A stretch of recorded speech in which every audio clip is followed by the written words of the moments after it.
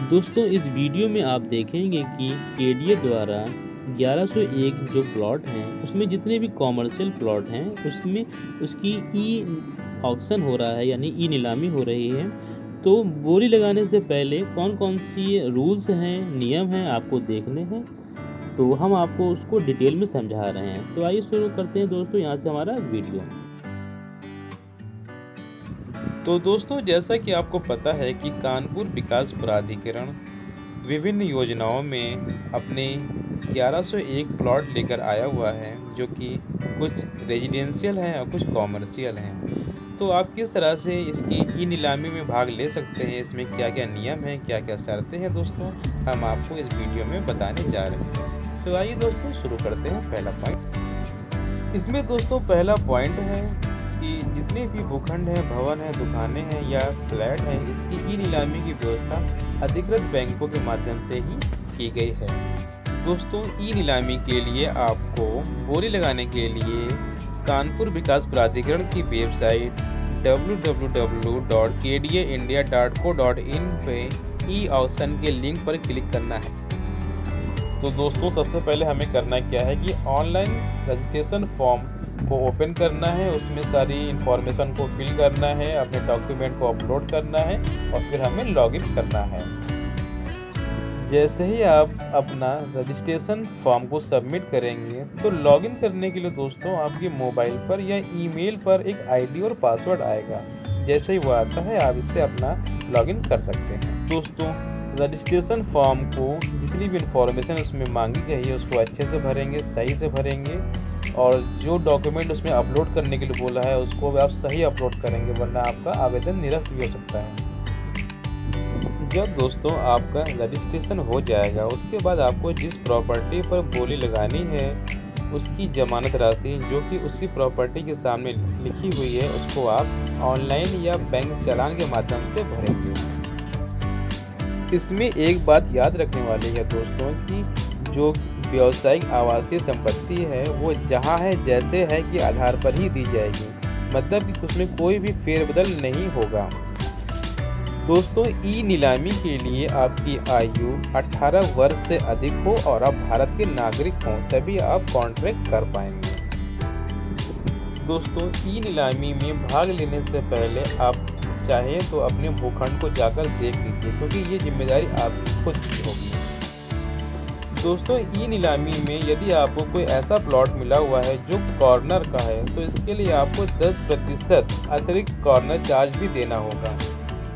दोस्तों आपके नाम रजिस्ट्री होने से पहले आपको फ्री होल्ड चार्ज जो कि संपत्ति का 12% है उसको आपको देना होगा। यदि आप फर्म, संस्था या कंपनी है तो आपको सामान्य श्रेणी में रखा जाएगा और एप्लीकेशन के साथ मेमोरेंडम या आर्टिकल ऑफ एसोसिएशन की प्रमाणित प्रतिलिपि को संलग्न करना होगा दोस्तों।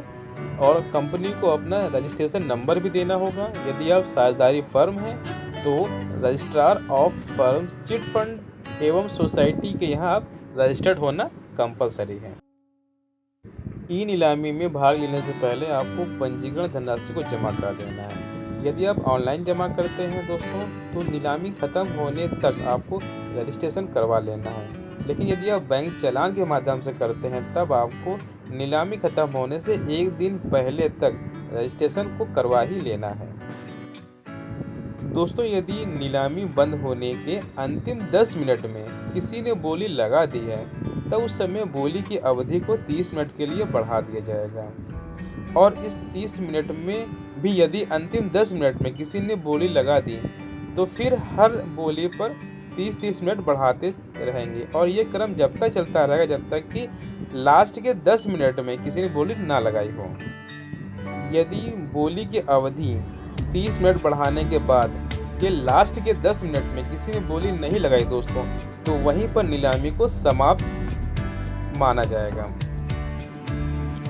दोस्तों बोली जो है वो 0 रुपये प्रति वर्ग मीटर के हिसाब से शुरू होगी और आप एक बार में 50,000 रुपये वर्ग मीटर तक ही बढ़ा सकते हैं और जो भी बोली होगी वो 100 रुपये के गुणांक में ही होगी।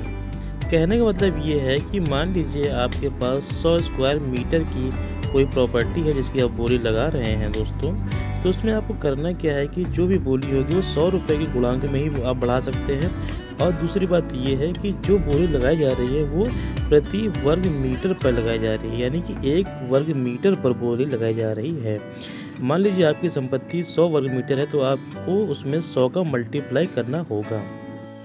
यदि आप कोई गलत बोली लगाते हैं या बोली लगाने के बाद आप वापस लौटना चाहते हैं, तो दोस्तों आपकी ज़मानत जो है जब्त हो जाएगी।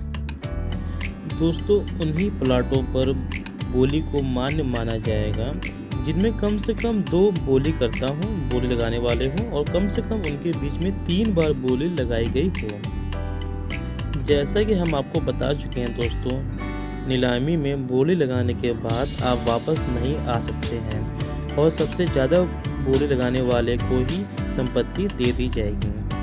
पंजीकरण राशि को जमा करने के बाद शेष 90% राशि पर को यदि आप 90 दिन में जमा कर देते हैं तो आपको 5% की छूट मिलती है। किस्तों में यदि आप लेट पेमेंट करते हैं या किसी भी प्रॉब्लम से पेमेंट नहीं कर पाते हैं तो आपको 3% की दर से ब्याज देना पड़ेगा। और यदि 6 महीने तक आपने जमा नहीं कर पाए हैं तो आपके एप्लीकेशन को कैंसिल कर दिया जाएगा और रजिस्ट्रेशन फीस को जब्त कर लिया जाएगा। आप जितनी चाहें उतनी प्रॉपर्टी के लिए बोली लगा सकते हैं, लेकिन उसके लिए आपको अलग अलग जमानत राशि को जमा करना होगा संपत्ति के हिसाब से।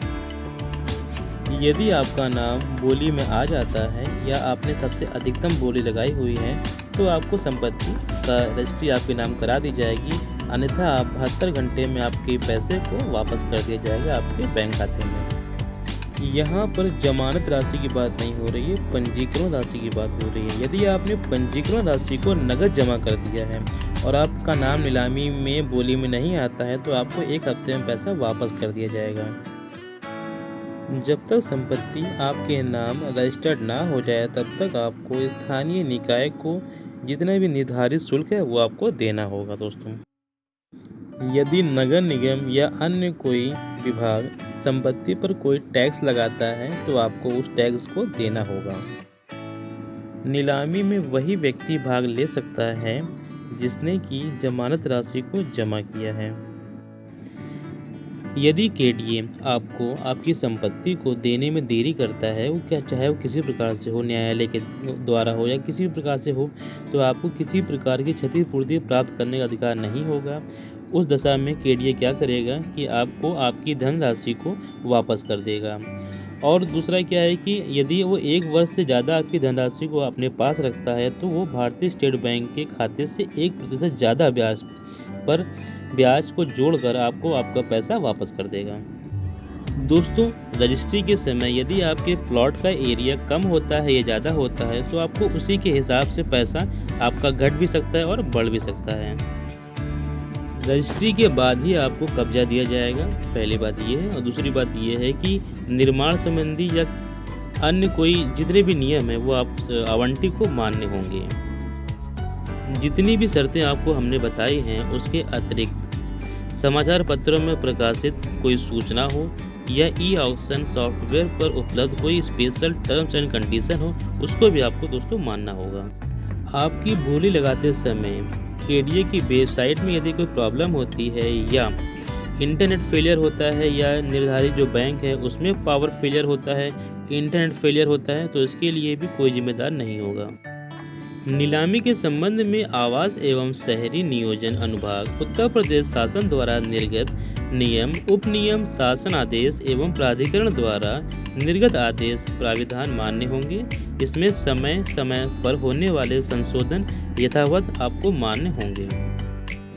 यदि एक बोलीकर्ता नीलामी की अन्य शर्तों का नहीं मानता है तो केडीए उपाध्यक्ष उसके आवेदन को निरस्त करने का अधिकार अपने पास रखते हैं। किसी भी ई नीलामी को बिना कोई कारण बताए स्वीकृत, अस्वीकृत करने अथवा उपरोक्त नियमों व शर्तों में परिवर्तन, परिवर्धन अथवा संशोधन का अधिकार उपाध्यक्ष कानपुर विकास प्राधिकरण में निहित है, जिसे किसी भी न्यायालय में आप चुनौती नहीं दे सकते हैं।